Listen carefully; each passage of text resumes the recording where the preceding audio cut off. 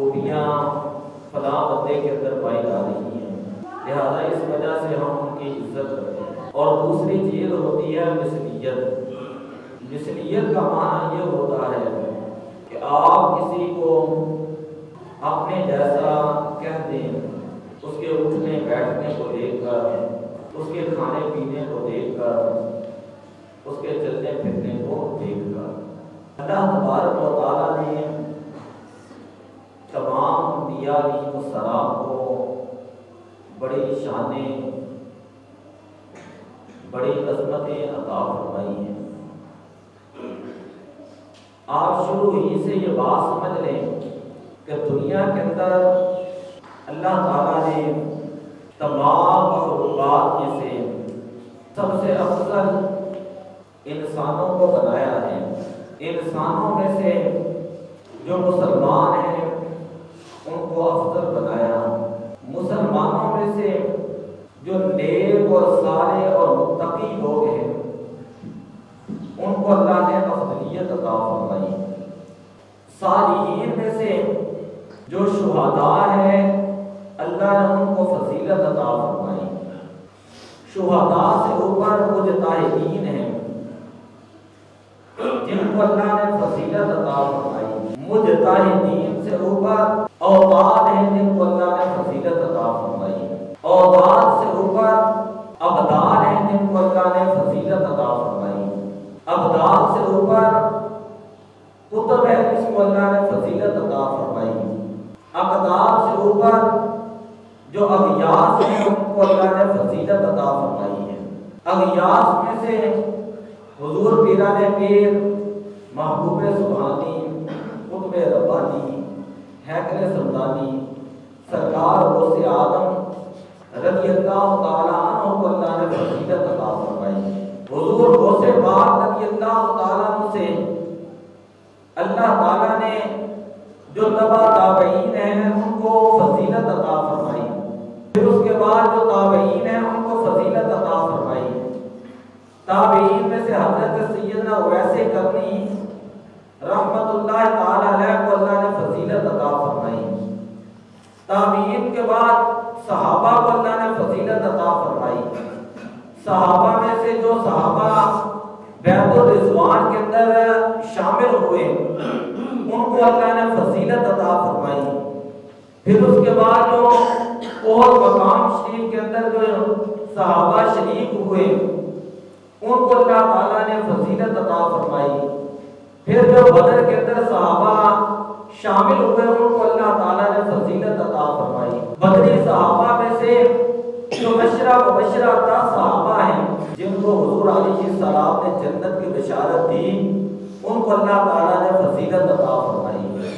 اور وہ مبشرہ میں سے جو خلفائے راشدین ہیں ان کو اللہ تعالیٰ نے فضیلت عطا فرمائی ہے۔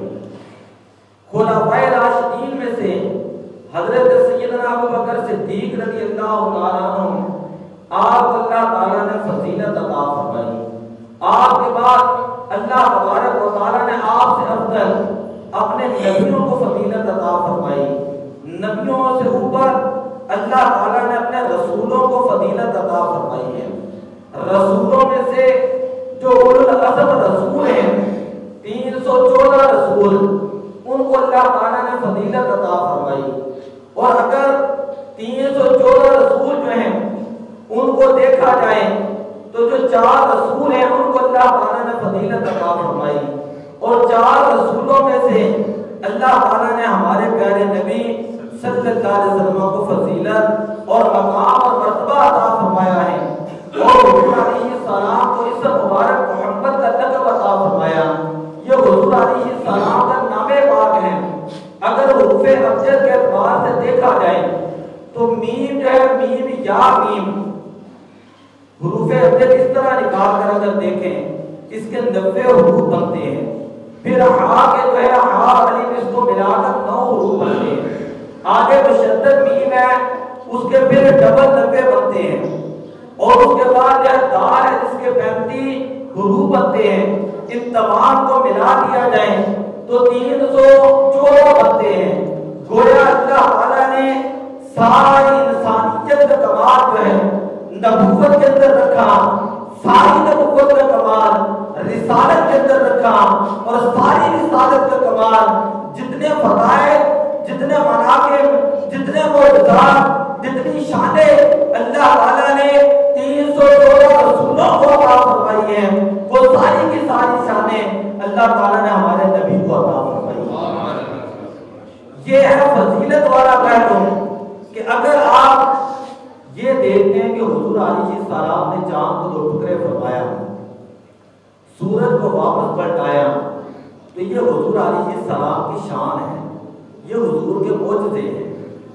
अगर देखते हैं कि एक सहाबी आया, उसकी को मोजज़ा दिखाएं, हुजूर अलैहिस्सलाम ने देखा सामने कीकर का दरख्त, तो फरमाया कि उसे कहो कि हुजूर अलैहिस्सलाम बुला दें। तो इमाम हुसैनी फरमाते हैं, जात लिताअतिहि अशजारु साजिदतन तमशी इलैहि अला साम बिला अदमी, कि वो दरख्त हुजूर अलैहिस्सलाम के बुलाने के ऊपर आपकी बारगाह में हाजिर हो जाता है। इसको कहा जाता है हुजूर अलैहिस्सलाम के मौजज़ात को देखकर, अल्लाह के नबियों के मौजज़ात को देखकर अल्लाह के नबियों की शानों का इकरार करना और अल्लाह के नबियों को मानना। हुजूर अलैहिस्सलाम इमामुल अंबिया हैं, आप अल्लाह ताला ने वो मोज़े अता फरमाए कि सर से लेकर पांव तक तदबीर ही तदबीर है, गुफ्तगू सरकार की, कुरान की तफसीर है।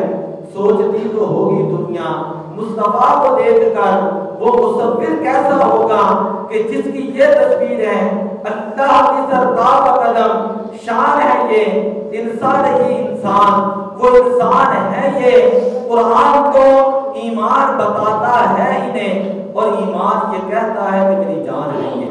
सुभान अल्लाह। ये मानना कि हुजूर अलैहिस्सलाम नबियों के सरदार हैं। दूसरा पहलू होता है मिसलियत का।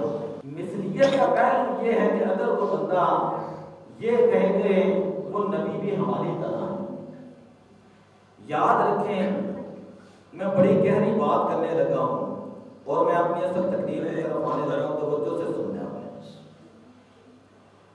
अल्लाह ताला ने कुरान के अंदर 5 ग्रोह बयान किए, 5 ग्रोह बताए हैं।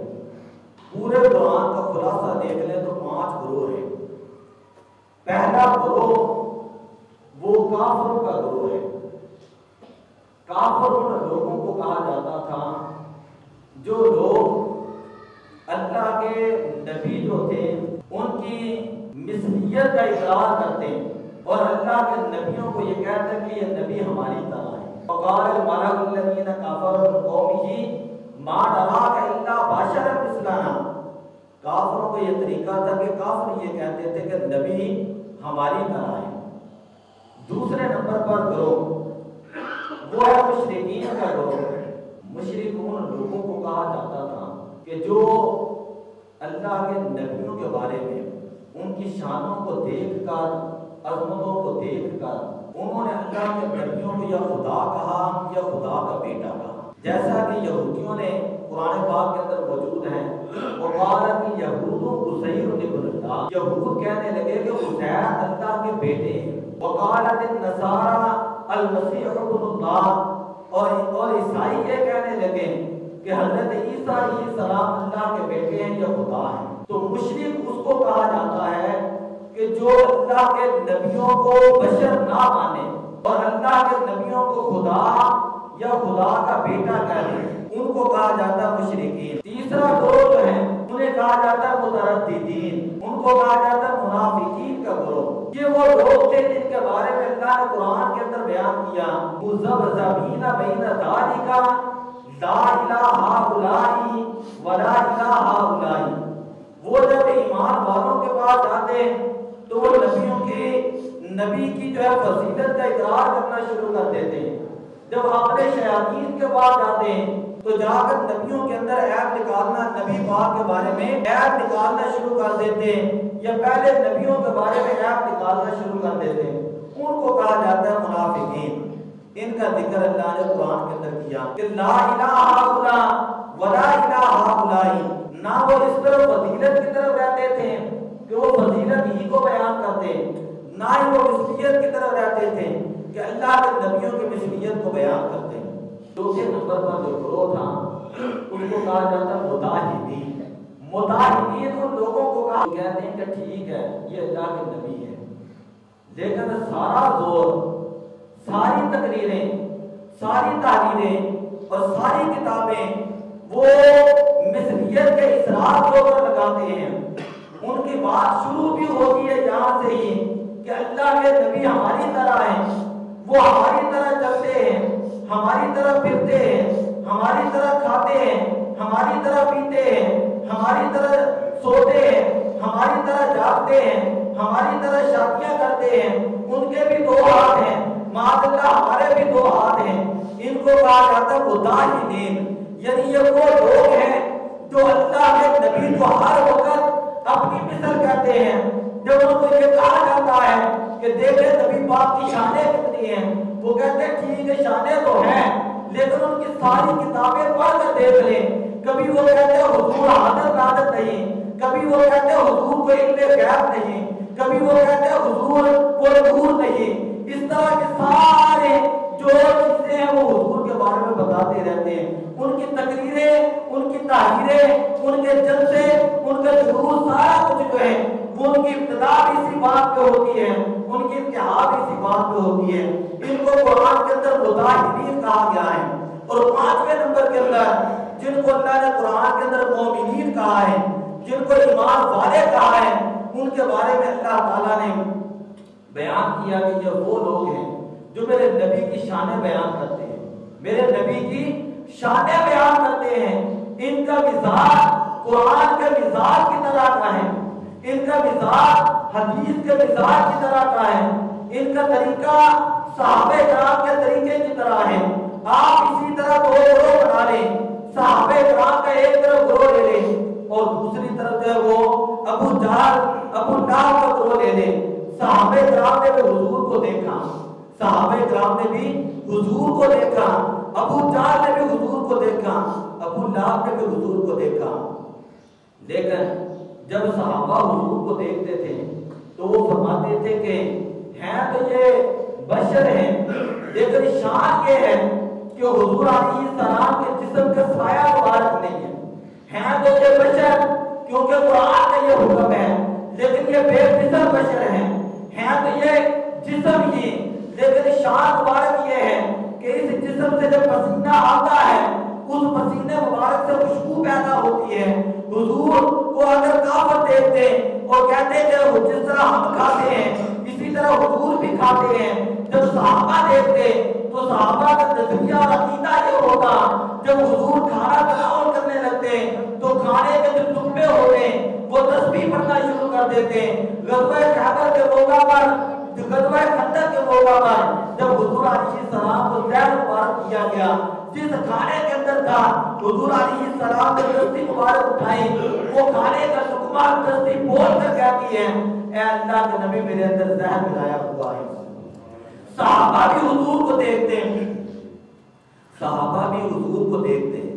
صحابہ کا طریقہ کار یہ تھا کہ جب بھی حضور کو دیکھتے تو حضور کی شانیں بیان کرتے ہیں، حضور کی فضیلت کو بیان کرتے ہیں، حضور علیہ السلام کی عظمت کو بیان کرتے ہیں۔ بڑی توجہ والی بات جب نبی پاک صلی اللہ علیہ وسلم کا بظاہر وصال ہوا تو حضرت عمر فاروق رضی اللہ تعالیٰ عنہ آپ کو حدیث پاک موجود ہیں، آپ فرماتے ہیں کہ کتنی اللہ نے آپ کو یہ شان عطا فرمائے تھے، کتنی اللہ نے آپ کو عظمت عطا فرمائے تھے۔ آپ معراج کی رات اللہ کی بارگاہ میں جاتے ہیں، کبھی دنا کے مقام پر پہنچتے ہیں، کبھی فتح اللہ کے مقام پر پہنچتے ہیں، کبھی کعبہ حسین کے مقام پر پہنچتے ہیں، کبھی اوادنا کے مقام پر پہنچتے ہیں، کبھی اس جگہ پر تشریف لے جاتے ہیں جہاں پر انسانی عقل پہنچ نہیں سکتے۔ اللہ نے آپ کو یہ شانیں، یہ عظمتیں، یہ رفعتیں، یہ بلندیاں عطا فرمائی ہیں کہ جو کسی انسانی عقل کے اندر آ ہی نہیں سکتے۔ یہ حضور علیہ السلام کی شان حضرت عمر فاروق رضی اللہ تعالیٰ عنہ بیان کر رہے ہیں کہ یا رسول اللہ، اللہ نے آپ کو اتنی شانیں عطا فرمائی تھی، لیکن عاجزی کا پہلو یہ تھا، عاجزی کا پہلو یہ تھا اگر مدینے کے اندر کوئی عورت بھی، حضور علیہ السلام تو ایک دیوانی عورت تھی جس کی عقل کے اندر فضول تھا، بڑے بخاری شریف، اس نے حضور علیہ السلام کا ہاتھ پکڑا، کبھی ایک جگہ پر لے گئی، کبھی دوسری جگہ پر بٹھا دیا، کبھی تیسری جگہ پر بٹھا دیا۔ حضور علیہ السلام اس کی دل جوئی کے لیے آگے تشریف جاتے رہے، یعنی جہاں پر وہ عورت لے کر جاتی حضور علیہ السلام اس کے لیے وہاں پر جا کر بیٹھ جاتے ہیں، جہاں پر کھڑا کرتے ہیں حضور علیہ السلام کھڑے ہو جاتے ہیں۔ تو نبی کی دعا کے اندر دو جہتیں ہوتی ہیں، ایک جہت ہوتی ہے جہت من اللہ، ایک جہت ہوتی ہے جہت من الخلق۔ جو جہت من اللہ ہوتی ہے وہ جہت ہوتی ہے فضیلت والی جہت۔ نبی کی جو ہے وہ دو حیثیتیں ہوتی ہیں، ایک حیثیت یہ ہوتی ہے کہ نبی اللہ سے فیض دے رہا ہوتا ہے، جب اللہ سے فیض نبی لیتا ہے، جب وہی نازل ہوتی ہے، جب اللہ کے نبی کے اوپر قرآن نازل ہو رہا ہوتا ہے، تو اس وقت ضروری ہے کہ اس وقت حضور علیہ السلام کی نورانیت غالب آئے، اور جس وقت کائنات کے اندر تقسیم کر رہے ہوتے ہیں، نماز کے احکامات ہیں، روزے کے احکامات ہیں، حج کے احکامات ہیں، شریعت کے اسرار و رسول ہیں، تو اس کے لیے ضروری ہے کہ حضور علیہ السلام لباس بشری کے اندر آئیں، تاکہ کائنات کو پتہ چل جائے کہ آپ نے اٹھنا کیسے ہے، بیٹھنا کیسے ہے، کھانا کیسے ہے، پینا کیسے ہے،